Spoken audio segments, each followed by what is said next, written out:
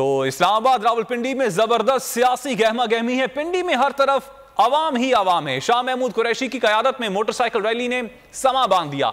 कारकुनान की इमरान खान के हक में नारेबाजी, बच्चे और खवातीन भी पुरजोश।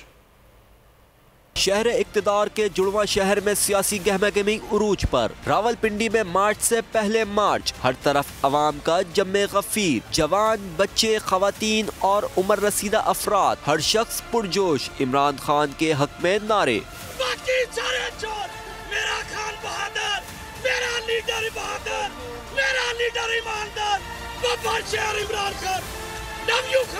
फैसलाबाद समेत शहर भर में अवाम का बेपनाह रश। काफिले आने से पहले ही सड़कें भर गईं। सैकड़ों मोटरसाइकिल, गाड़ियां और पैदल अफराद मौजूद। हर सू पीटीआई के परचम और पार्टी तरानों की गूंज। मरी रोड इस्लामाबाद जाने वाली शाहराह पर शाह महमूद कुरैशी की क़यादत में मोटरसाइकिल सवार कारकुनों की रैली ने समा बांध दिया। राजा बशारत, शेख राशिद शफीक, राजा राशिद हफीज, चौधरी अदनान, वासिक कयूम अब्बासी भी रैली में शरीक हुए। रावलपिंडी पुलिस की जानिब से सिक्योरिटी के कड़े इंतजामात, रेस्क्यू 1112 को हाई अलर्ट कर दिया गया।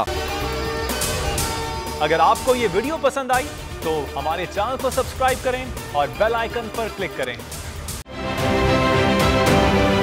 आप ये समझें, ये जो हक है ना, हक पे खड़े रहना और हक को बोलना, ये दूर से लगता है तन्हा हो गए लोग। आप खान साहब को देखें, तन्हा दिखाई देने, सारी जमातें मिलकर उनके खिलाफ हैं। लेकिन आज भी पाकिस्तान के अवाम उस हक की आवाज़ के पीछे जो है 80% से ज़्यादा अवाम उनके साथ है। सेम एग्जैक्टली इसी तरीके से बोल की कहानी है भाई। बिल्कुल अलग आपको तन्हा दिखाई देगा, हर जगह आपको खड़ा हुआ नजर आएगा, हटेगा नहीं किसी चीज़ से। और उसके साथ भी 80% अवाम अगर आज आप देखें तो उसे बोल दिख रही है।